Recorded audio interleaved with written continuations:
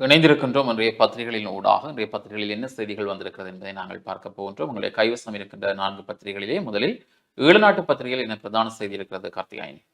ஈழநாட்டு பத்திரிகையின் இன்றைய பிரதான செய்தியாக சட்டமா அதிபருக்கு ஜனாதிபதி மிரட்டல், உடன் பதவி விலகுமாறு வலியுறுத்து கொழும்பு ஊடகம் பரபரப்பு தகவல் என்றவாறு விரிவாக பார்க்கையில் சட்டமா அதிபர் பரிந்த ரணசிங்கவிற்கு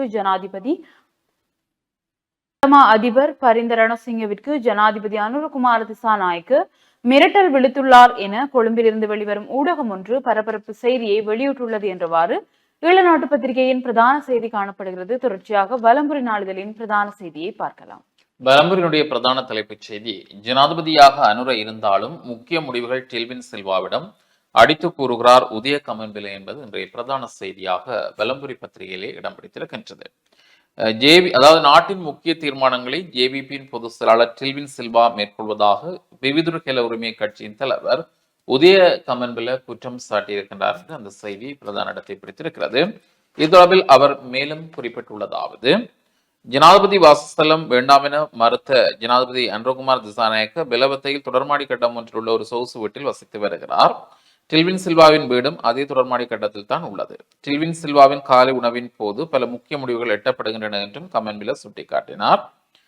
முன்னாள் ஜனாதிபதிகளின் காலத்திலும் வீடுகளில் அமைச்சரவை முடிவுகள் எடுக்கப்பட்டதாக தெரிவித்த அவர், முன்னாள் ஜனாதிபதி மஹிந்த ராஜபக்சவின் வீட்டில் அவரின் சகோதரர்களான கோட்டபாய ராஜபக்ஷ மற்றும் பெசில் ராஜபக்ச ஆகியோர் இணைந்து நாட்டின் தீர்மானங்களை எடுத்ததை அவர் உதாரணமாக காட்டியுள்ளார். மேலும் ஒரு நாட்டின் அரசாங்கம் ஒரு கட்சியை சார்ந்து இருக்கும் எனவும் இடதுசாரி ஆட்சியுள்ள ஏனைய நாடுகளில் அரசாங்கத்தின் தலைமை பொறுப்பு குறித்த கட்சியின் பொதுச் செயலரிடமே இருக்கும் எனவும் கம்மன்பில தெரிவித்துள்ளார் என்று அந்த செய்தி பிரதானமாக இடம்பெற்றிருக்கிறது.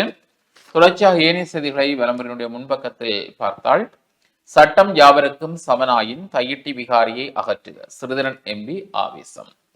தற்போதைய ஜனாதிபதி அனுர கூறியதை போன்று சட்டம் அனைவருக்கும் சமமானது என்றால் தையிட்டி விகாரை உடைக்கப்பட வேண்டும் என பாராளுமன்ற உறுப்பினர் ஸ்ரீதரன் தெரிவித்துள்ளார். யாழ் ஊடக அமையத்தில் நேற்று இடம்பெற்ற ஊடக சந்திப்பின் போதே அவர் மேற்கண்டவாறு கூறியுள்ளார். இது தொடர்பில் அவர் மேலும் தெரிவிக்கையில், விகாரியை உடைக்க வேண்டும் என தான் கூறியமை இனவாத கருத்து அல்ல, சட்டம் அனைவருக்கும் பொதுவானது என்ற அடிப்படையில் இதுவே தீர்வு. தையிட்டி காணி விவகாரம் குறித்து எதிர்வரும் பௌர்ணமி நாளன்று தையிட்டி காணி உரிமையாளர்கள் முன்னெடுக்க உள்ள போராட்டத்துக்கு நானும் ஆதரவளிக்கிறேன் என அவர் தெரிவித்துள்ளார் என்று அந்த செய்தி காணப்படுகின்றது. மாகாண சபை தேர்தல் விரைவில் கட்சிகளுடன் பேச்சு, தேர்தல் ஆணையாளர் தெரிவிப்பு. மாகாண சபை தேர்தல் குறித்து அரசியல் கட்சிகளுடன் பேச்சுவார்த்தையில் ஈடுபட உள்ளோம் என தேர்தல்கள் ஆணைக்குழுவின் தலைவர் RML ரட்நாயக்க தெரிவித்துள்ளார். மாநசபை தேர்தல் சட்டத்தில் காணப்படும் சிக்கல்களுக்கு தீர்வு காண வேண்டிய பொறுப்பு பாராளுமன்றத்துக்கு உண்டு என்பதை தொடர்ச்சியாக வலியுறுத்தியுள்ளோம். தேர்தல் முறைமை தொடர்பான பாராளுமன்ற தெரிவு குழுக்களில் கலப்பு தேர்தல் முறைமை குறித்து பல பரிந்துரைகளை முன்வைத்துள்ளோம். கால வரையறையின்றி பிற்போடப்பட்டுள்ள மாநசபை தேர்தலை வெகு விரைவில் நடாத்த வேண்டும் என்ற நிலைப்பாட்டில் உறுதியாக உள்ளோம். எதிர்வரும் காலங்களில் அரசியல் கட்சிகளுடன் மாநசபை தேர்தல் குறித்து பேச்சுவார்த்தையில் ஈடுபட உள்ளோம். மாநசபை தேர்தல்கள் குறித்து சகல அரசியல் கட்சிகளும் ஒன்றிணைந்து செயற்பட வேண்டும். காணப்படும் சட்ட சிக்கலுக்கு தீர்வு கண்டு மாநசபை தேர்தலை விரைவாக நடாத்தும் சூழலை ஏற்படுத்தி கொடுக்க வேண்டிய பொறுப்பு அரசாங்கத்துக்கும் பாராளுமன்றத்துக்கும் உண்டு என்றார் என்று அந்த செய்தி அமைந்திருக்கிறது. கடவுச்சீட்டு அலுவலகம் விரைவில் யாழ்ப்பாணத்தில் என்கிற ஒரு செய்தி. கடவுச்சீட்டை பெற்றுக்கொள்வதில் வடக்கு மக்கள் முகம் கொடுக்கும் இன்னல்களுக்கு தீர்வு காணும் பொருட்டு குடிவரவு குடியல்வு திணைக்களத்தின் கிளையினை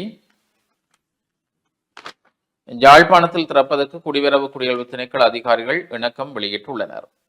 பொதுமக்கள் பாதுகாப்பு அமைச்சர் ஆனந்த விஜயபாலவுடன் இடம்பெற்ற கலந்துரையாடலின் போதே இதற்கான இணக்கம் எட்டப்பட்டுள்ளது. மேலும் புதிய கிளைக்கான ஆட்சேர்ப்பு நடவடிக்கைகளை ஆரம்பிக்கவும் இதன் போது திட்டமிடப்பட்டிருப்பதாக கூறப்பட்டிருக்கின்றது. அத்துடன் யாழ்ப்பாண அலுவலகத்தில் 24 மணி நேர சேவைகளை முன்னெடுக்கவும் முடிவுகள் எட்டப்பட்டுள்ளன. முன்னதாக ஜனாதிபதி அனுரகுமார திசாநாயக்கவின் விஜயத்தின் போது யாழ்ப்பாணத்தில் கடவுச்சீட்டு அலுவலகம் திறக்கப்படும் என ஜனாதிபதி உறுதி அளித்திருந்தமை குறிப்பிடக்கூடியது என்றும் இங்கே அந்த செய்தி அமைந்திருக்கின்றது. வடக்கு கிழக்கிற்கு புதிய பிரதி போலீஸ் அதிபர்கள் குற்றங்களை தடுக்க அனுர அரசு அதிரடி என்கிற செய்தியும் காணப்படுகின்றது. அந்த செய்தியையும் நாங்கள் பார்க்கலாம். தமிழர் பகுதியில் பெருகி வரும் குற்றங்களை கட்டுப்படுத்தும் நோக்கில் வடக்கு கிழக்குக்கு புதிய பிரதி போலீஸ் அதிபர் நியமிக்கப்பட்டுள்ளனர். அந்த வகையில் கிழக்கு மாகாண பிரதி போலீஸ் அதிபராக பதவி வகித்த அஜித் ரோஹன வடக்கு மாகாண சிரேஷ்ட பிரதி போலீஸ் அதிபராக நியமிக்கப்பட்டுள்ளார் என்றும் இங்கே கூறப்பட்டிருப்பதாக அந்த செய்தி அமைந்திருக்கிறது. இவை இன்றைய வலம்புரியினுடைய முன்பக்க செய்திகள். அடுத்து நாங்கள் ஈழநாட்டினுடைய முன்பக்க செய்திகளை பார்க்கலாம். ஈழநாட்டு பத்திரிகையின் முற்பக்க செய்திகளாக மாற்று காணி என்ற பேச்சுக்கே இடமில்லை, பௌர்ணமி தினத்தன்று போராட்டம், தையிட்டிய உரிமையாளர்கள் அழைப்பு என்ற ஒரு செய்தி காணப்படுகிறது. மாற்றுக்காணி என்ற பேச்சுக்கே இடமில்லை, பூர்வீக நிலத்தின் உரிமையாளர்களாகிய நாம் உரிமங்களுடன் இருக்க தையிட்டி விகாரை நிர்மாணிக்கப்பட்ட நிலப்பரப்பு, அதனை அண்டிய மக்களின் காணி நிலங்களும் விகாரைக்குரியது என்று கூறுவதை ஏற்க முடியாது என கூறியுள்ள தையிட்டி காணி உரிமையாளர்கள் இதற்கு எதிர்ப்பு தெரிவித்து எதிர்வரும் பௌர்ணமி தினத்தன்று போராட்டம் மேற்கொள்ள தீர்மானித்துள்ளனர் என்றவாறு இந்த செய்தி காணப்படுகிறது. அதனைத் தொடர்ந்து அழகியல், சுகாதாரம், உடற்கல்வி பாடத்திட்டத்திலிருந்து நீக்கப்படா பிரதமர் ஹரணி அமரசூரிய. புதிய கல்வி சீர்திருத்தத்தினூடாக அழகியல் பாடங்கள், சுகாதாரம் மற்றும் உடற்கல்வி ஆகியவை நீக்கப்படாது என பிரதமர் ஹரணி அமரசூரிய தெரிவித்துள்ளார். 2026ஆம் ஆண்டு முதல் செயல்பட உள்ள புதிய கல்வி சீர்திருத்தங்கள் குறித்து கல்வி அமைச்சு, தேசிய கல்வி நிறுவனங்கள், பரீட்சை திணைக்களங்கள், அதிகாரிகள் மற்றும்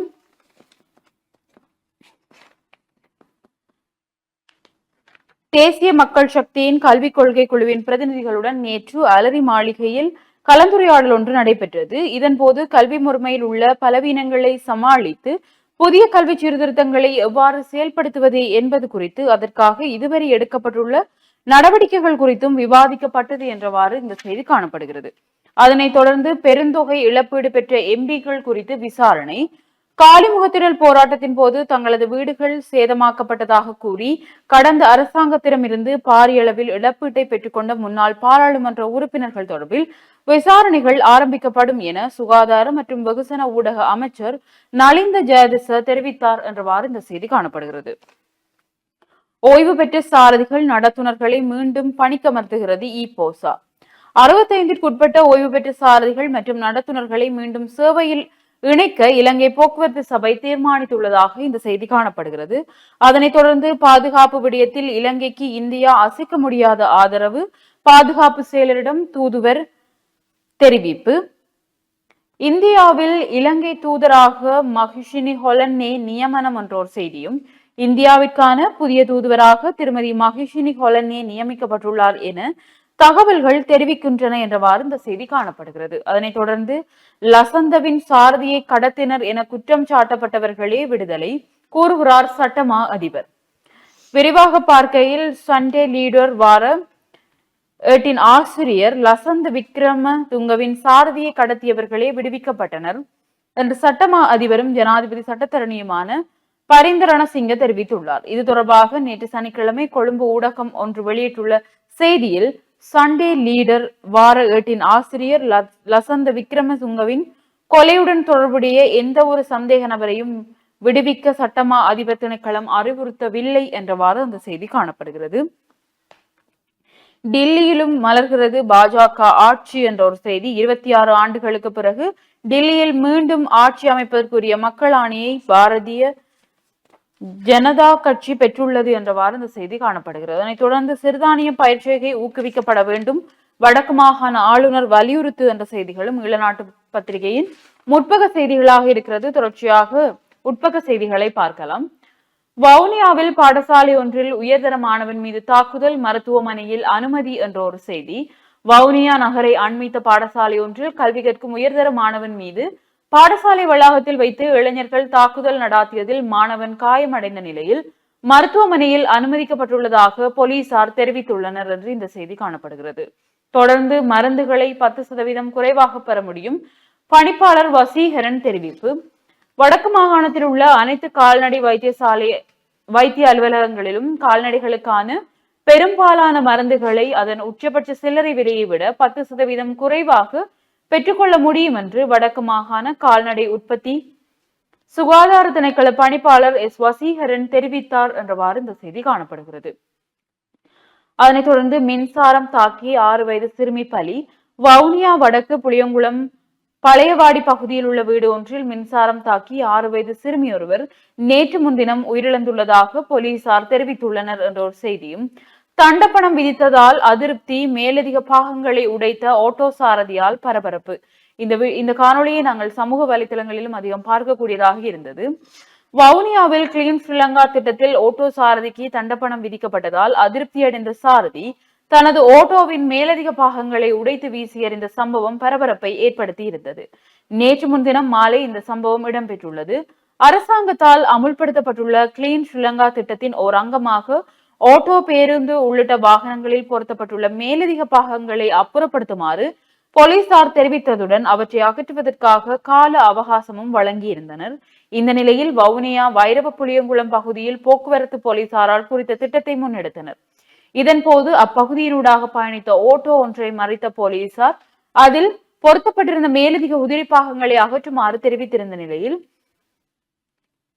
தண்ட குற்றப்பத்திரத்தையும் வழங்கினர். இதனால் அதிருப்தி அடைந்த ஓட்டோ சாரதி போலீசாரின் முன்னிலையிலேயே குறித்த உதிரி பாகங்களை காலால் அடித்து உடைத்ததுடன் ஏனைய பாகங்களையும் கழற்றி வீசிய சம்பவம் அப்பகுதியில் பெரும் பரபரப்பை ஏற்படுத்தியுள்ளது என்றவாறு இந்த செய்தி காணப்படுகிறது. அதனைத் தொடர்ந்து 1 கிலோ ஹொக்கெயின் கடற்கரையில் கைப்பற்றல் என்ற ஒரு செய்தியும், உதைபந்தாட்ட போட்டியில் மகாஜனா கல்லூரி சாம்பியன் என்று நாங்கள் நேற்று தினம் ஏலவே விரிவாக பார்த்த செய்திகளும் இங்கே காணப்படுகிறது. அதனைத் தொடர்ந்து தமிழ் முஸ்லிம் தலைவர்கள் தீர்வு காண விரும்பவில்லை, ஆளும் தரப்பு எம்பி ஹேஷா விதானகே சாடல் என்ற ஒரு செய்தி.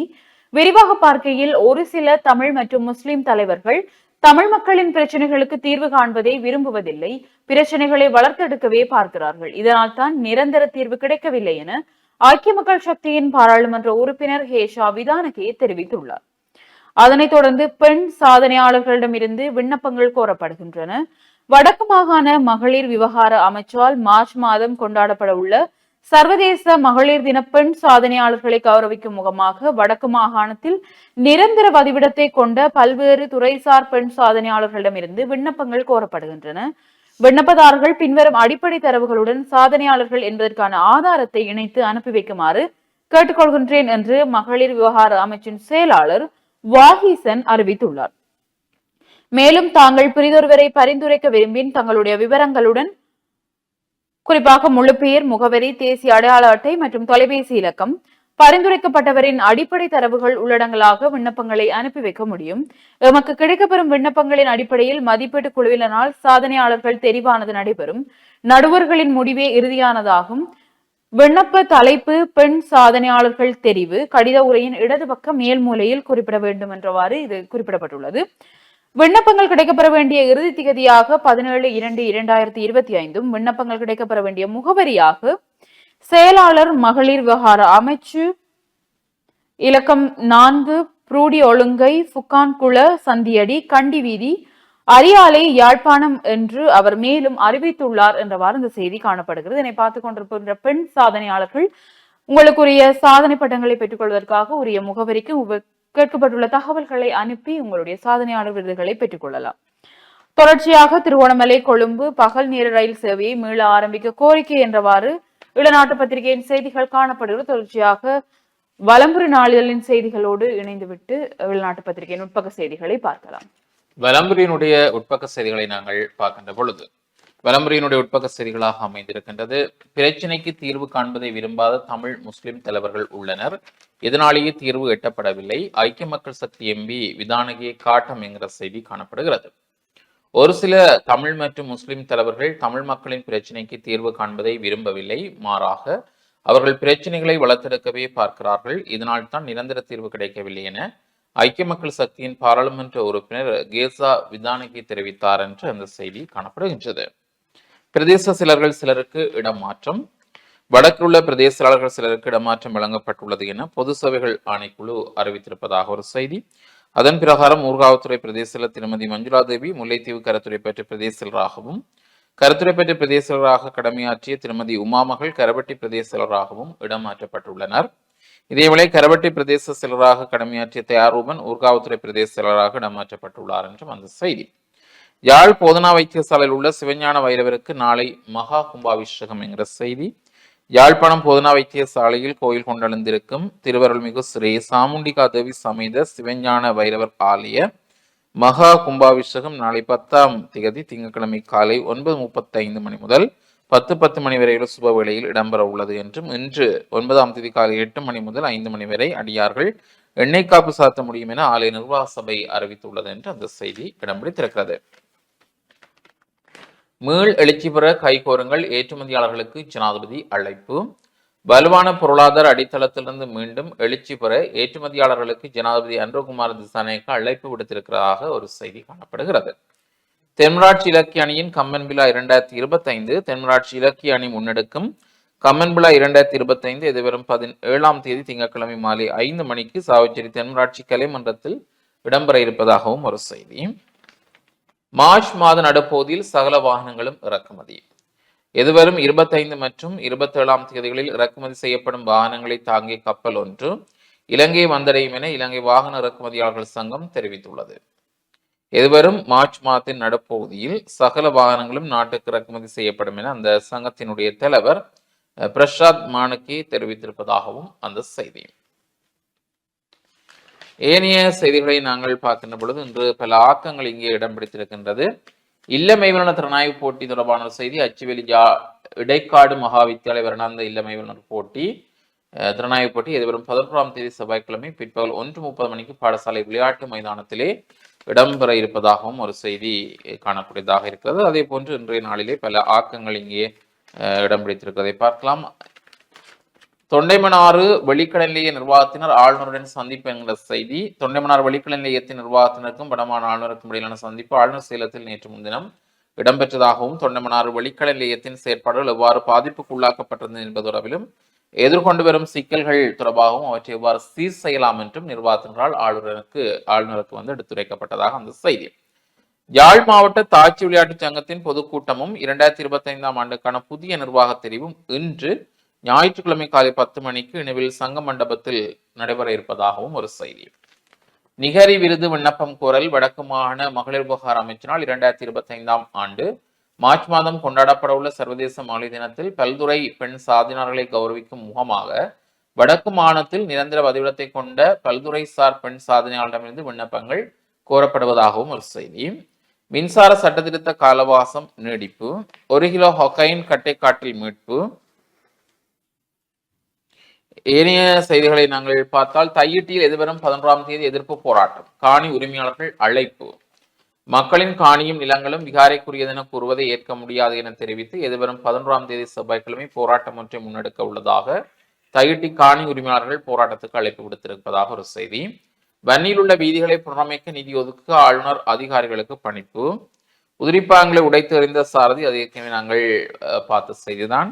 கால்நடைகளுக்கான மருந்து விலை 10% குறைப்பு. அறகலை இழப்பீடு சம்பவம் விசாரணைகள் ஆரம்பம்.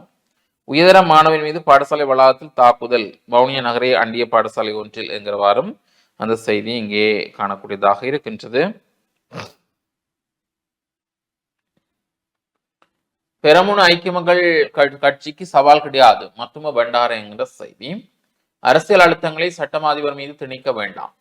சட்டம் அதிபரின் பரிந்துரைகள் மீது அரசியல் ரீதியான அழுத்தங்கள் பிரிவிக்கப்படக்கூடாது என இலங்கை சட்டத்தறிஞர்கள் சங்கம் தெரிவித்திருப்பதாக ஒரு செய்தி காணப்படுகின்றது. 7000 வைத்தியர்கள் வெளியேற தீர்மானம். இலங்கையில் சுமார் 7000 வைத்தியர்கள் நாட்டை விட்டு வெளியேற தீர்மானித்துள்ளனர் என்றும், சுமார் 2000 வைத்தியர்கள் ஏற்கனவே நாட்டை விட்டு வெளியேறி வெளிநாடுகளில் பணியாற்றி வருகின்றனர் எனவும் அரச வைத்திய அதிகாரிகள் சங்கத்தின் செயலாளர் வைத்தியர் பிரபாத் சுகததாசு தெரிவித்திருப்பதாகவும் ஒரு செய்தி. வெளிநாட்டு அழுத்தங்களுக்கு மஹிந்த அடிபணியவில்லை, சரத் வீரசேகர தெரிவிப்பு. IMF-இன் 3வது மதிப்பாய்வு கூட்டம் எதிர்வரும் வாரங்களில் போன்ற செய்திகளும் காணப்படுகின்றது. வெள்ளை ஈயை கட்டுப்படுத்த உடன் நடவடிக்கை எடுக்க வடக்கு ஆளுநர் உத்தரவு. அதாவது வடக்கு மாகாணத்தில் தென்னை மரங்களில் பரவிவரும் வெள்ளை ஈ தொற்றை உடனடியாக கட்டுப்படுத்துவதற்கு உரிய நடவடிக்கைகளை எடுக்குமாறு சம்பந்தப்பட்ட அதிகாரிகளுக்கு வடக்கு மாகாண ஆளுநர் நவீன வேதநாயகன் உத்தரவிட்டிருப்பதாகவும் அந்த செய்தி. இவைதான் இன்றைய விளம்பரினுடைய முக்கிய செய்திகளாக அமைந்திருக்கிறது. அடுத்து நாங்கள் ஈழநாட்டு பத்தினுடைய உட்பக்க செய்திகளை தொடர்ச்சியாக பார்க்கலாம். ஈழநாட்டு பத்திரிகையில் இன்று ஞாயிற்றுக்கிழமை என்பதனால் வார மலர் இணைக்கப்பட்டுள்ளது. அதன் பாசியூரிலிருந்து வல்வெட்டித்துறை அனுரகுமாரவின் நுண்ணிய நகர்வு என்ற ஒரு கட்டுரை. விரிவாக பார்க்கையில், வடக்கே செல்லும் அனுரகுமார தமது மக்கள் சந்திப்புக்கான கூட்டங்களை நடாத்துவதற்குரிய இடங்களாக இங்குள்ள கரையோர பட்டினங்களான பாசையூர், வல்வெட்டித்துறை ஆகியவற்றை தெரிவு செய்வதில் ஏதாவது உள்நோக்கம் உண்டா? கடற்தொழில் அமைச்சராக தமது வடபகுதி அமைப்பாளரான அமைச்சர் ராமலிங்கம் சந்திரசேகரன் நியமிப்பதற்கும் இதற்கும் ஏதாவது தொடர்புண்டா என்றவாறு பனங்காட்டான் அவர்களுடைய கட்டுரை ஒன்று இங்கே பிரசுரிக்கப்பட்டுள்ளது. அதனைத் தொடர்ந்து மாகாண சபைகளை இந்தியாவின் உருவாக்கம் என்று நோக்குவதை ஜேவிபியின் தலைவர்கள் நிறுத்த வேண்டிய நேரம் வந்துவிட்டது என்று ராமகிருஷ்ணன் அவர்களுடைய கட்டுரை ஒன்றும் பிரசுரிக்கப்பட்டுள்ளது. அதனைத் தொடர்ந்து வீரகத்தி தனபாலசிங்கம் அவர்களுடைய மாவை சேனாதி ராஜாவின் அரசியல் வாழ்வின் மூலமான படிப்பினைகள் என்ற ஒரு கட்டுரை ஒன்று காணப்படுகிறது. அதில் முக்கியமாக பாரம்பரியமான அரசியல் கட்சி ஒன்றின் தலைவர் எவ்வாறு செயல்படக்கூடாது என்பதற்கு மாத்திரமல்ல, ஓர் அரசியல் கட்சி அதன் மூத்த தலைவரை எவ்வாறு நடத்தக்கூடாது என்பதற்கும் கூட மாவை சேனாதி ராஜா ஒரு சிறந்த உதாரணம் என்று இந்த கட்டுரை காணப்படுகிறது. அதனைத் தொடர்ந்து ஜனாதிபதியின் யாழ்ப்பாண விஜயமும் அதன் தாக்கங்களும் என்று கலாநிதி ஜெகான் பெரேரா அவர்களுடைய கட்டுரை ஒன்று. இனமோதல் விடயத்தில் அரசியல் தீர்வை காண்பதற்கான பல யோசனைகள் முன்வைக்கப்பட்டன. ஆனால் முன்னோக்கி செயல்பட்டு நிலைபெறான தேசிய ஐக்கியத்தை உறுதிப்படுத்துவதற்கான பலத்தை அல்லது நம்பிக்கையை எந்த அரசாங்கமும் கொண்டிருக்கவில்லை. ஜனாதிபதி திசாநாயக்க தலைமையிலான அரசாங்கத்திடம் அந்த பலமும் நம்பிக்கையும் இருக்க வேண்டும் என்றவாறு இந்த கட்டுரை காணப்படுகிறது. அதனைத் தொடர்ந்து கந்தையா அருந்தவபாலன் அவர்களுடைய இளைஞர்களின் தொழிற்சார் மனப்பாங்கில் மாற்றம் அவசியம் என்ற ஒரு கட்டுரையும் இங்கே பிரசுரிக்கப்படுகிறது. நிருபமா சுப்பிரமணியன் அவர்களுடைய அயல் நாட்டு மக்களின் உணர்வுகளை புரிந்து கொள்ளாமல் யாழ்ப்பாணத்தில் புதுடில்லி செய்த குளறுபடி என்ற ஒரு கட்டுரை ஒன்று இங்கே பிரசுரிக்கப்பட்டுள்ளது. அதை போன்று காசா குறித்த ட்ரம்பின் பேச்சு இஸ்ரேல் ஹமாஸின் போர் நிறுத்த ஒப்பந்தத்தை ஆபத்தில் தள்ளுமா என்ற கட்டுரைகளும் இங்கே காணப்படுகிறது. அதனைத் தொடர்ந்து ஈழநாட்டு பத்திரிகையின் இறுதிப்பக்க செய்திகளாக 10,000 வீட்டு திட்டத்தை நிறைவேற்றுவதில் அக்கறை தமிழ் முற்போக்கு கூட்டணியிடம் இந்திய தூதுவர் சந்தோஷ் யா தெரிவிப்பு என்ற ஒரு செய்தி. கால்நடைகளுக்கு மருந்துகளை குறைந்த விலையில் பெற முடியும், கால்நடை சுகாதார திணைக்களம் அறிவிப்பு என்றவாறும் ஈழநாட்டு பத்திரிகையின் செய்திகள் காணப்படுகிறது. தொடர்ச்சியாக உதயன் மற்றும் தினக்குரல் நாளிதழின் செய்திகளோடு இணைந்திருக்கலாம். உதயன் பத்திரிகையின் பிரதான செய்தியாக மாற்று காணிகள் என்ற பேச்சுக்கே இடமில்லை, காணி உரிமையாளர்கள் அறிவிப்பு, தொடர் போராட்டத்திற்கும் திட்டம். தையிட்டியில் பொதுமக்களின் காணிகளை அடாத்தாக ஆக்கிரமித்து அமைக்கப்பட்டுள்ள திசவிகாரைக்கு பதிலாக மாற்று காணிகளை வழங்குவது என்ற பேச்சிற்கு இடமில்லை என்று காணி உரிமையாளர்கள் தெரிவித்துள்ளனர் என்றவாறு உதயன் பத்திரிகையின் பிரதான செய்தி காணப்படுகிறது. தொடர்ச்சியாக தினக்குரல் நாளிதழின் பிரதான செய்தியை பார்க்கலாம். தினக்குரல் பத்தினுடைய பிரதான செய்தி, தம்புளையில் காளி கோவிலை இடிக்க முடியுமானால் தையிட்டி விகாரை இடிப்பதில் தவறில்லை, சட்டம் அனைவருக்கும் சமம் என்றால் விகாரையை இடியுங்கள், தையிட்டி மக்களின் போராட்டத்துக்கு நாம் ஆதரவு, நாடாளுமன்ற உறுப்பினர் ஸ்ரீதரன் காட்டம் என்கிறவாறு பிரதான செய்தி அமைந்திருக்கிறது. பழமை வாய்ந்த தம்புள்ளை காளி கோவிலை இனமுரண்பாடு என கூறி இடிப்பதற்கு சட்டம் உள்ளதென்றால் மக்களின் காணிகளை அடாத்தாக பிடித்து கட்டப்பட்ட தையிட்டி விகாரையை ஏன் இடிக்க முடியாது என கேள்வி எழுப்பியுள்ள நாடாளுமன்ற உறுப்பினர் சீனா ஸ்ரீதரன், நாட்டில் சகல மக்களும் சமமானவர்கள், சட்டம் அனைவருக்கும் சமமானது என ஜனாதிபதி கூறி வருகிறார். அப்படியாயின் சட்டவிரோதமாக மக்களின் காணிகளை அபகரித்து கட்டப்பட்ட தையிட்டி விகாரியை அகற்ற முடியுமா எனவும் கேள்வி எழுப்பியுள்ளார். யாழ் ஊடக அமையத்தில் இடம்பெற்ற ஊடக சந்திப்பில் கருத்து தெரிவிக்கும் போதே அவர் மேற்கண்டவாறு கூறியுள்ளார் என்று அந்த செய்தி அமைந்திருக்கிறது. இது தினக்குரல் பத்தினுடைய இன்றைய பிரதான செய்தி. தொடர்ச்சியாக தினக்குரலுடைய முன்பக்க செய்திகளை பார்த்து விடலாம். திடீரென வாந்தி எடுத்த குடும்பஸ்தர் மரணம். திடீரென வாந்தி எடுத்த நிலையில் யாழ் போதனா வைத்தியசாலையில் சிகிச்சைக்காக அனுமதிக்கப்பட்ட ஒரு பிள்ளையின் தந்தை சிகிச்சை பலனின்றி உயிரிழந்துள்ளார். உயிரிழந்தவர் தாவடி தெற்கு கொக்குவிலைச் சேர்ந்த ஸ்ரீதரன், வயது 53 என தெரிய வந்துள்ளது என்று அந்த செய்தி காணப்படுகின்றது. தையிட்டி விகாரை அமைந்துள்ள காணி மக்களுக்கே சொந்தம், உரிமை கோர விடும். தையிட்டி விகாரை அமைக்கப்பட்டுள்ள காணி விகாரைக்கு சொந்தமான காணி அல்ல, அது மக்களாக எமக்கு சொந்தமான காணிகள். காணிகளுக்குரிய ஆவணங்களுடன் நாங்கள் இருக்கும்போது விகாரைக்குரிய காணி என எப்படி கூற முடியும்? மேற்கண்டவாறு கேள்வி எழுப்பியுள்ள தையிட்டி விகாரை காணியின் உரிமையாளர்கள் காணி அபகரிப்பை கண்டித்து எதிர்வரும் 12ஆம் தேதி கவனீர்ப்பு போராட்டம் ஒன்றை நடாத்த திட்டமிட்டுள்ளதாகவும் தமக்கு ஆதரவு வழங்குமாறும் கேட்டிருக்கிறார்கள் என்று அந்த செய்தி. யாழ்ப்பாணத்தில் புதிய கடவுச்சீட்டு அலுவலகம், அதுவும் ஏற்கனவே நாங்கள் விரிவாக பார்த்த ஒரு செய்தியாக அமைந்திருக்கிறது. இதுவை தினக்குரலுடைய முன்பக்க செய்திகள். அடுத்து நாங்கள் உதயனுடைய செய்திகளை பார்க்கலாம். உதயன் பத்திரிகையின் ஏனைய முற்பக்க செய்திகளாக மேலதிக மாவட்ட செயலர் சிவகரனுக்கு வழங்கப்பட்ட நியமனம் அரசால் ரத்து என்ற ஒரு செய்தி காணப்படுகிறது. கட்டமிடப்பட்ட செய்தியாக தலைவர் பிரபாகரனின் இளைய மகன் பாலச்சந்திரன் படுகொலை திட்டமிட்டு நடக்கவில்லை, நாமல் ராஜபக்ஷ புதுக்கதை என்ற ஒரு செய்தி காணப்படுகிறது. தமிழீழ விடுதலை புலிகளின் தலைவர் பிரபாகரனின் மகன் பாலச்சந்திரன் திட்டமிட்டு படுகொலை செய்யப்படவில்லை என்று பொதுஜன பெரமுனவின் தேசிய அமைப்பாளர் நாமல் ராஜபக்ஷ தெரிவித்துள்ளார் என்றவாறு இந்த செய்தி காணப்படுகிறது. கட்டைக்காட்டில் நேற்று ஹொக்கைன் மீட்பு என்ற ஒரு செய்தியும், இந்துக்களின் போர் யாழ் இந்து வெற்றி என்ற ஒரு கட்டமிடப்பட்ட செய்தி. யாழ்ப்பாணம் இந்து கல்லூரிக்கும் கொழும்பு இந்து கல்லூரிக்கும் இடையில் இந்துக்களின் போர் கிரிக்கெட் ஆட்டத்தில் யாழ்ப்பாணம் இந்து கல்லூரி அணி 64 ஓட்டங்களால் வெற்றி பெற்றுள்ளது என்ற ஒரு புகைப்படம் தாங்கிய செய்தி ஒன்று இங்கே பிரசுரிக்கப்பட்டுள்ளது. அரச மாளிகையில் இருந்து மஹிந்த வெளியேற வேண்டும், மக்கள் விரும்புவதும் அதுவே என்ற ஒரு செய்தி. மேலும் பொருளாதார மேம்பாட்டிற்கு முழுமையான ஆதரவு ஜனாதிபதி அனுர தெரிவிப்பு என்றவாறு உதயன் பத்திரிகையின் முற்பக்க செய்திகள் காணப்படுகிறது. தொடர்ச்சியாக உட்பக்க செய்திகளை பார்க்கலாம். அரசால் நெல் கொள்வனவு புறக்கணிக்கும் விவசாயிகள்.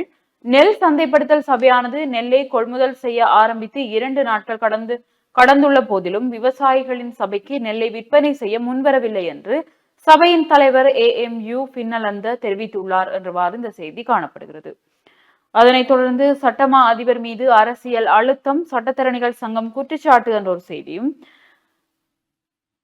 அரசு திணைக்களங்களிடமிருந்து 14,568.42 ஏக்கர் காணியை யாழ் மாவட்டத்தில் விடுவிக்குக என்ற ஒரு செய்தி ஒன்று இங்கே பிரசுரிக்கப்பட்டுள்ளது. அதனைத் தொடர்ந்து கிளீன் ஸ்ரீலங்கா திட்டம் சினமுற்ற ஓட்டோ சாரதி என்று நாங்கள் ஏலவே வெளிநாட்டு பத்திரிகையில் விரிவாக பார்த்த செய்திதான் இங்கே காணப்படுகிறது.